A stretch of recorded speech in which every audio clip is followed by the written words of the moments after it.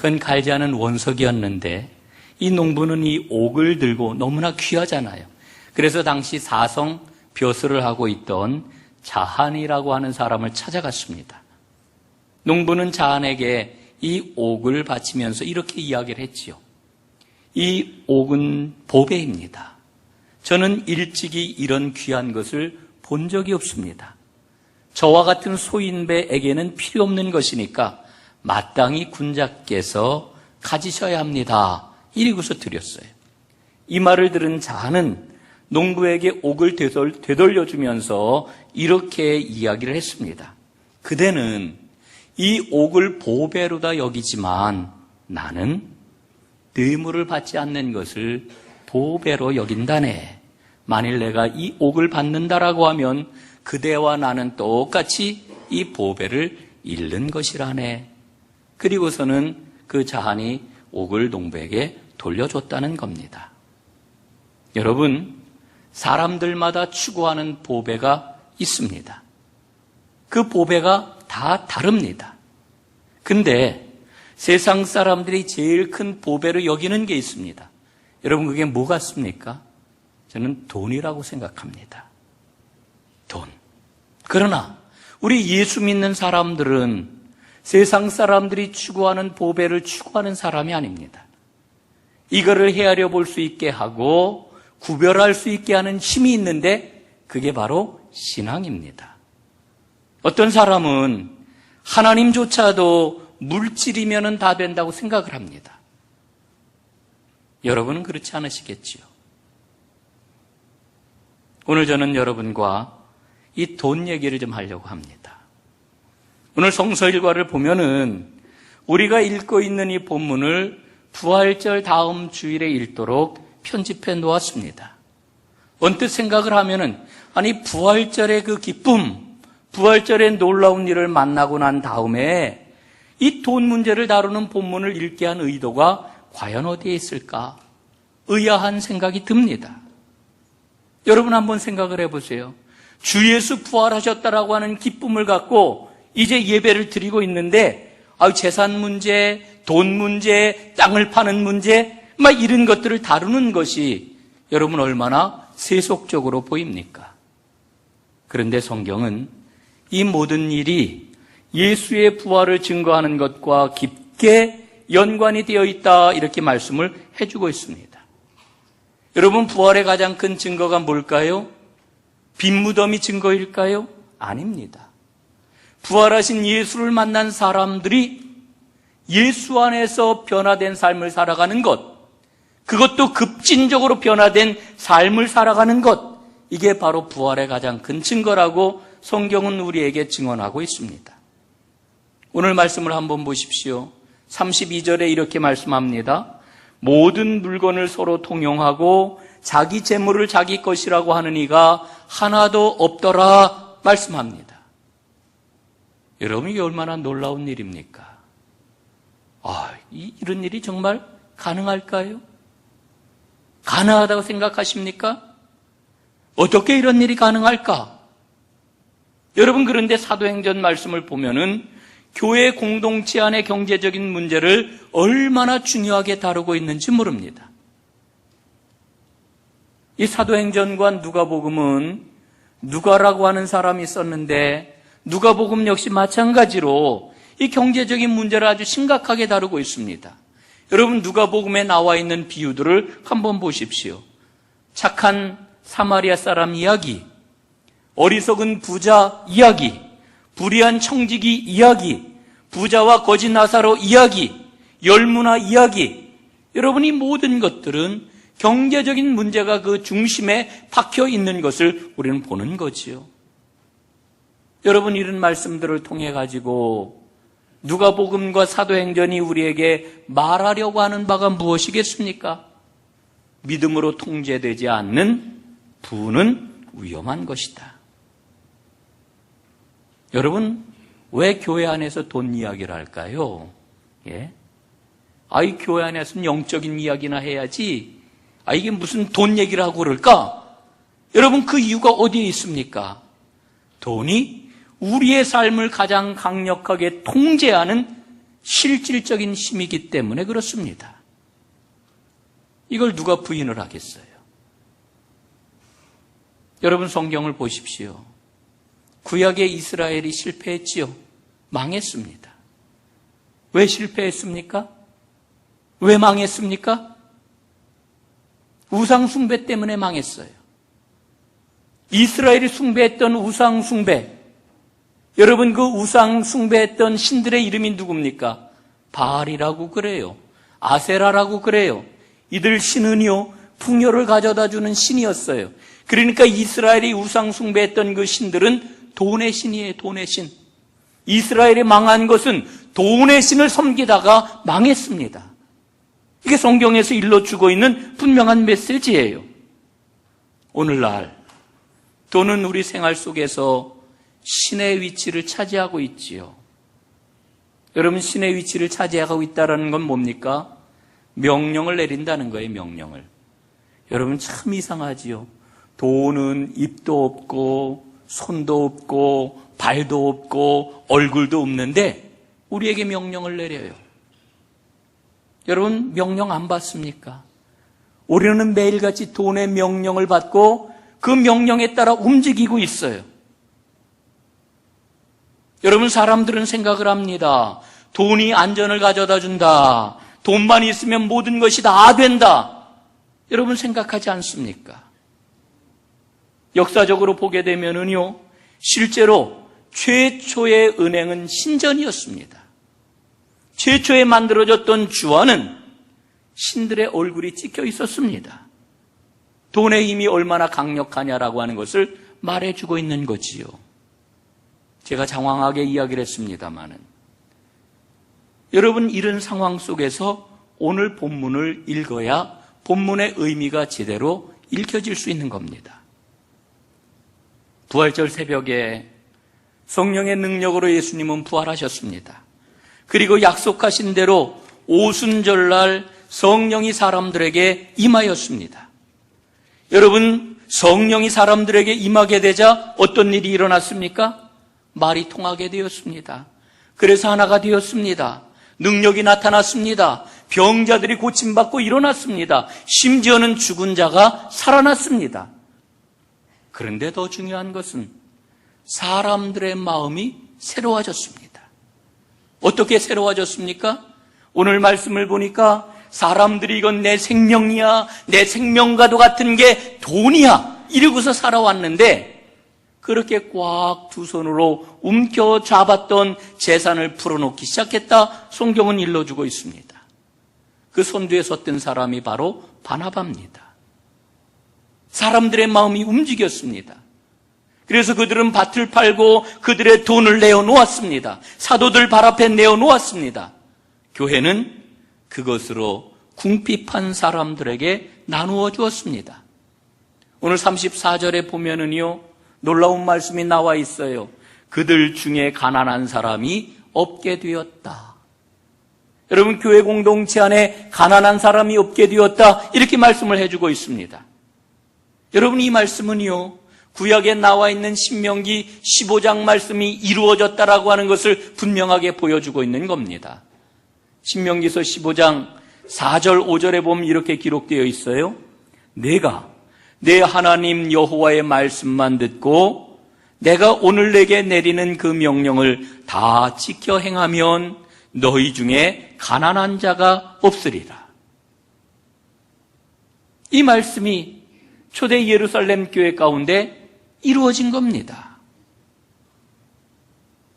여러분, 반뷰렌이라고 하는 신학자가 그런 이야기를 합니다. 예수 부활 이전에는 그리스도인이 없었다. 예수님이 부활하고 나서야 그리스도인이 생겼다라고 하는 말이에요. 여러분 반뷰렌의 이야기를 오늘 우리 삶 가운데 적용을 하면은요, 예수 부활을 체험하지 못한 사람, 예수 부활의 신앙이 없는 사람은 사실은 그리스도인이 아니라는 거예요. 그리스도인의 문의는 갖고 있을지 모르지만 진정한 그리스도인이 아니라는 거예요. 사랑하는 여러분, 오늘 나는 분명한 그리스도인입니까? 나는 부활신앙을 소유한 진정한 하나님의 사람입니까? 여러분 꼭 그러시기를 주님의 이름으로 축복합니다. 부활신앙이 우리 신앙의 토대인 겁니다. 여러분 그렇다면 이 부활이 가져다준 변화가 도대체 뭘까요? 부활로 인하여서 생긴 믿음의 그러한 그 놀라운 토대, 그것은 과연 무엇일까요? 여러분 성경 말씀 열심히 읽지요. 우리가 그 속회 때마다 보면은 성경 몇 장 읽었습니까? 예? 이러고 이제 조사를 하잖아요. 예, 이번 주에 제가 30장 읽었습니다. 저 90장 읽었습니다. 100장 읽었습니다. 여러분들 이렇게 성경 읽은 것을 함께 나누는데 매일매일 여러분 하나님의 말씀을 읽으면서 말씀 가운데 가장 중요한 것 뭐라고 생각을 하십니까? 하나님의 말씀 가장 기초가 뭐라고 생각을 하십니까? 여러분 성경을 보면서 우리는 분명하게 발견해야 합니다. 성경 이야기는 인간에게서 출발하지 않습니다. 하나님에게서 출발을 합니다. 우리에게서 시작하는 게 아니라 하나님에게서 시작을 합니다. 여러분 이것을 깨닫는 것이 얼마나 중요한지 몰라요. 여러분 성경에 보면은 수많은 인물들의 이야기가 나오잖아요. 아브라함의 이야기가 나오고 모세의 이야기가 나오고 그 다음에 누가 나옵니까? 다윗이 나오고 솔로몬이 나오고 수많은 인물들이 성경에 등장을 합니다마는 여러분 그 사람들이 주인공이 아니에요. 그 사람들을 통해 가지고 하나님이 어떤 분이시니라고 하는 것을 하나님은 말씀하시는 거예요. 여러분 그렇기 때문에 우리는 성경을 통해서 그분을 발견해야 돼요. 성경은 그분에게서 나온 이야기, 그분을 통한 이야기, 그분에 대한 이야기라고 하는 것을 우리가 놓치지 말아야 돼요. 여러분, 인생의 모든 것, 인생의 모든 문제를 이해하는 출발점이 바로 이 지점입니다.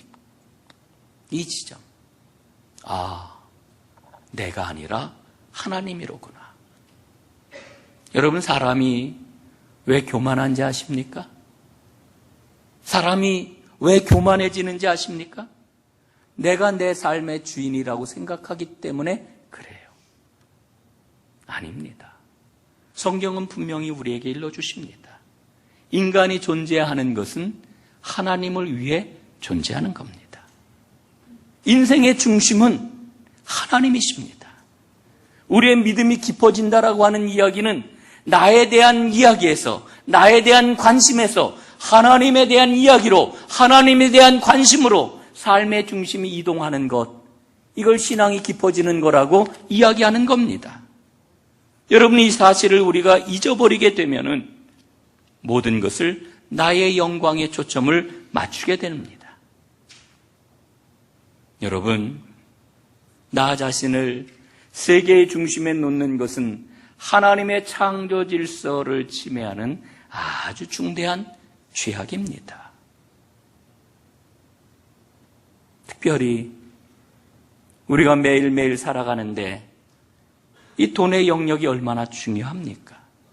여러분, 돈의 영역에서 하나님이 어떻게 역사하셔야 되느냐라고 하는 걸 바로잡는 게 너무나도 중요한 겁니다. 돈은 단순하게 우리의 삶을 편리하게 하는 수단이 아닙니다.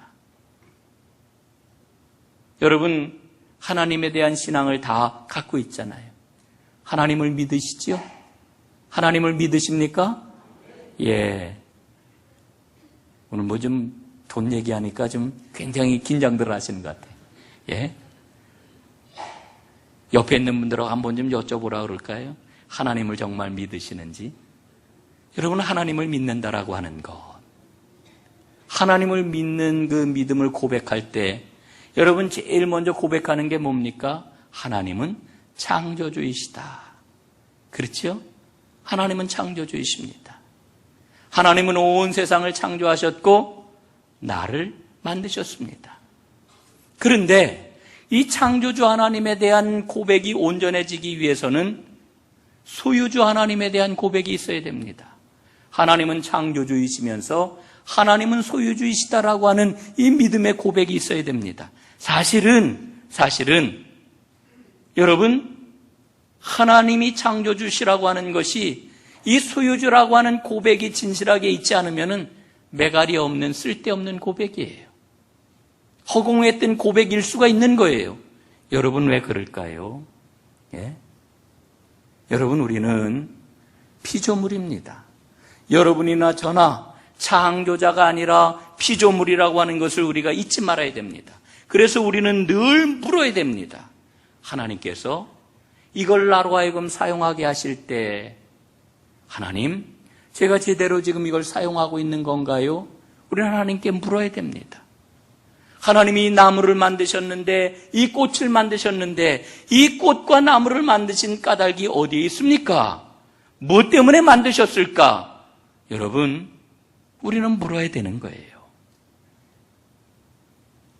소유주이신 하나님을 알아보는 게 창조주 하나님에 대한 제대로 된 신앙 고백이라고 하는 그런 이야기지요. 여러분, 우리가 잊지 말아야 됩니다. 여러분과 저는 하나님이 소유하신 이 피조 세계의 관리자로, 성경에서 말하는 표현대로 하면은 청지기로 우리가 지음받았다라고 하는 것을 잊지 말아야 됩니다. 예? 여러분, 청지기의 신분이 어떤 건지 아시잖아요. 청지기는요, 자기 뜻대로 하는 사람이 아닙니다. 모든 것을 다 주인에게 물어보아 주인의 뜻대로 일을 맡은 것을 감당해 나가는 사람, 이게 바로 청지기입니다. 하나님은 주인이십니다. 하나님께서 나에게 맡겨주신 것을 가지고 우리는 하나님의 목적을 이루어가는 것입니다. 여러분, 부활신앙이 뭡니까? 이제까지는 내가 주인인지 알았어요. 내 삶은 나를 위해 이제 살아가는 것인 줄로 알았어요. 그런데 부활하신 예수님을 만나고 보니, 부활의 신앙을 갖고 보니 내 인생의 주인은 내가 아니라 하나님이시라고 하는 것을 깨닫고, 내 삶의 진정한 목적은 하나님을 기쁘게 해드리는 것이로구나, 이걸 깨닫는 믿음, 이게 바로 부활신앙인 것입니다. 이 신앙을 갖게 되었을 때에 하나님께서는 그들에게 성령을 부어주셨습니다. 성령이 충만하게 되었습니다. 성령님이 충만하게 되었을 때에 이들은 성령님께서 무엇을 원하시는지를 알게 되었습니다. 성령님이 명령을 내리셨어요. 어떤 명령을 내렸을까요? 궁핍한 자를 돌아보라. 그래서 초대 예루살렘 교회는 그 공동체 안에 있는 궁핍한 자들을, 가난한 자들을 돌아보았어요. 그리고 그들과 그들의 삶과 재산을 함께 나누었더니 그들 가운데 가난한 자가 없게 되었다. 성경은 놀라운 이야기를 우리에게 들려주고 있는 겁니다. 오늘 저는 이 말씀을 읽으면서 마음에 자꾸 그런 기도가 돼요. 하나님, 우리 교회 안에 어려운 사람들, 가난한 사람들, 궁핍한 자들, 주님 외면하지 않고 최우선적으로 돌아볼 수 있게 해주십시오. 그래서 우리 교회에 들어오는 사람들은, 우리 공동체에 속한 사람들은 누구든지 누구를 막론하고 주 안에서 평화로움을 누리고 안정되게 살아갈 수 있도록 하나님 축복해 주십시오. 여러분, 이 일이 정말 중요하고도 시급하다라고 하는 생각을 갖습니다. 여러분, 물론 우리 주변에 어렵고 힘든 사람들 많이 있습니다. 그들을 돌보아야 하지만, 그러나 최우선적으로는 우리 교회 안에 있는 어렵고 힘든 사람들을 돌보는 것, 이게 굉장히 성경적인 것이로구나. 여러분, 교회의 이 일꾼들이 어떻게 생겼나 보세요. 교회 안에 있는, 초대 예루살렘 교회 안에 있는 어렵고 힘들고 가난한 과부들을 돌보기 위해서 집사직분이 생겼던 것을 우리는 생각을 해야 됩니다. 여러분, 성령님이 우리에게 명령하실 때 그 성령님의 명령 앞에 충실하게 순종하는 귀한 은혜가 있기를 주님의 이름으로 축복합니다. 하나님은 우리에게 말씀하시잖아요. 성령을 소멸하지 말아라. 여러분, 성령을 어떻게 우리가 소멸하지 않을 수 있을까요? 기도만 한다고 성령이 소멸되지 않는 게 아닙니다. 기쁜 마음으로 실천하고 순종할 때에 성령은 소멸하지 않고 그 생명력을 이어가게 됩니다. 우리 전농교회가 성령을 소멸하지 않고 그 생명을 이어가는 아름다운 교회가 될 수 있기를 간절히 소원합니다. 이제 아나니아와 삽비라의 모습을 살펴보려고 합니다. 아나니아와 삽비라의 모습은요, 사실은 우리를 돌아보게 하는 거울입니다. 여러분, 오늘 아주 중요한 믿음의 법칙을 좀 말씀을 드릴게요. 믿음의 법칙, 믿음의 원리는 관계의 뿌리를 내리는 겁니다. 관계의 뿌리를 내리는 거다. 제가 종종 여러분에게 말씀드리잖아요. 하나님하고 친하십니까? 권사님, 하나님하고 친하세요? 예? 어떠세요? 하나님하고 친하십니까? 여러분, 하나님하고 친하시기를 바랍니다. 그런데 여러분, 하나님하고 어떻게 친해지십니까? 어떻게 하나님과 친해지셨습니까? 여러분, 그 길을 다른 사람들에게도 좀 잘 일러주시기를 바랍니다. 그런데 혹시 여러분들 가운데 하나님 보십시오, 나 이만큼 했습니다, 내가 한 게 이 정도 아닙니까? 으쓱하면서 여러분 이거 가지고 하나님하고 친해진다고 생각하시는 분 혹시 있습니까? 아닙니다. 그렇게 친해지는 거 아닙니다. 하나님과 친해지는 길은 그분의 자리를 날마다 기억할 때에 친해질 수 있습니다. 나의 자리가 어디인 줄 알 때 친해지는 겁니다. 다시 말씀을 드리면은 하나님을 흠모하고 그분께 기쁨으로 순종하면은 그분과 친해지게 되는 겁니다. 이게 관계예요. 여러분, 하나님과 이 아름다운 관계를 꼭 맺으시기를 간절히 바랍니다. 그런데 이 하나님을 향한 진실한 이 믿음의 관계를 맺는 일, 여기에 실패를 하게 되면은 사람들이 어떻게 되는지 아십니까? 나 스스로 나의 안전을 구하려고 하는 마음을 갖게 됩니다. 아나니아하고 삽비라가 왜 돈을 감춰뒀을까? 예? 여러분, 그 이유가 어디에 있다고 생각을 하십니까? 하나님과 관계 맺는 것에 실패했기 때문에 그렇습니다.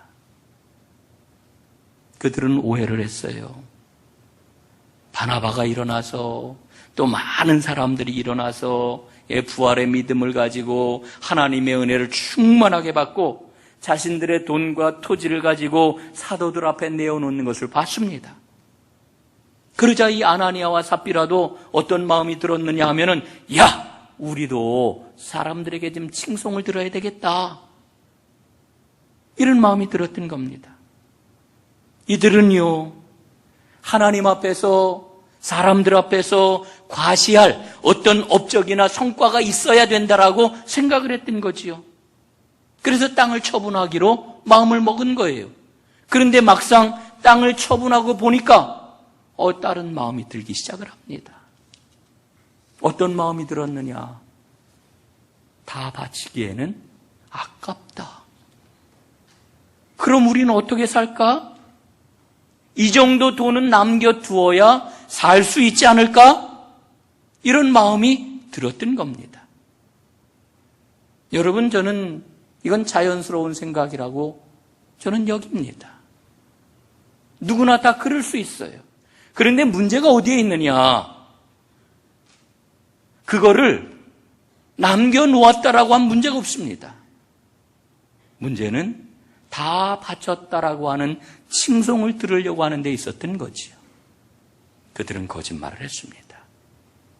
하나님 앞에서, 사람들 앞에서 이 거짓말로 인해 가지고 하나님과 관계 맺는 것을 철저하게 기만해 버리고 말았습니다.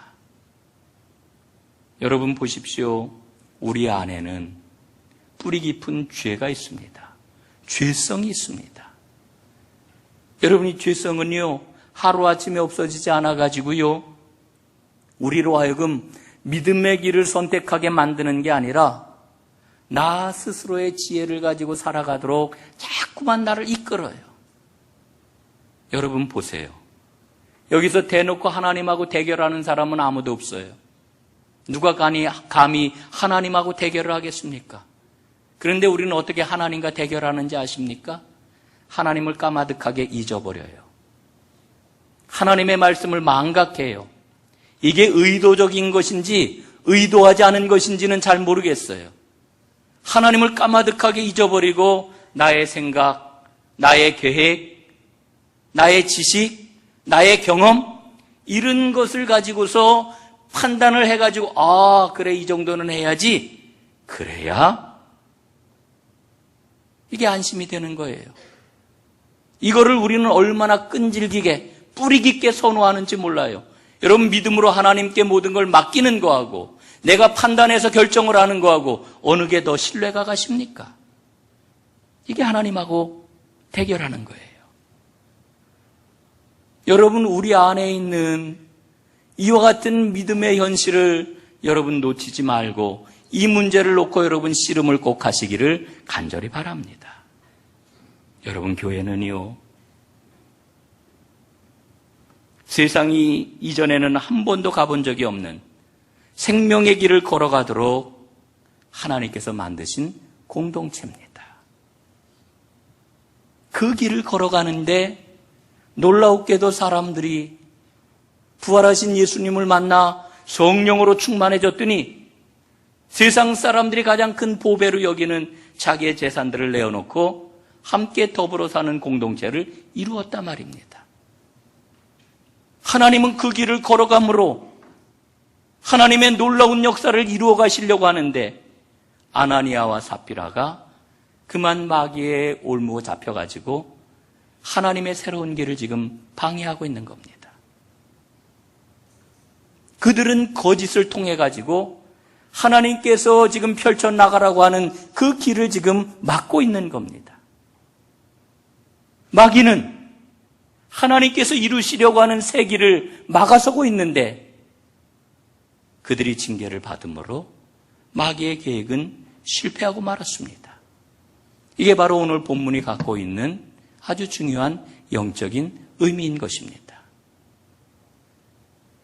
여러분, 교회 안에 위선자가 많다라고 하는 말은 정말 치명적입니다.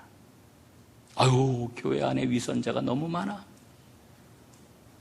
이 말은 하나님의 새로운 세계인 교회가 하나님의 계획을 제대로 수행하지 못하고 있다라고 하는 이야기입니다.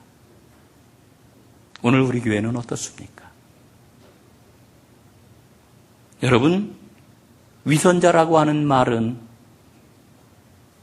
아닌데 그런 척 하는 거지요. 거짓인데 진실인 척 하는 거지요. 여러분, 우리가 믿음 생활을 하는데 말씀대로 사는 일에 실패할 수 있습니다. 위선자는 실패한 것을 가지고 아닌 척 합니다.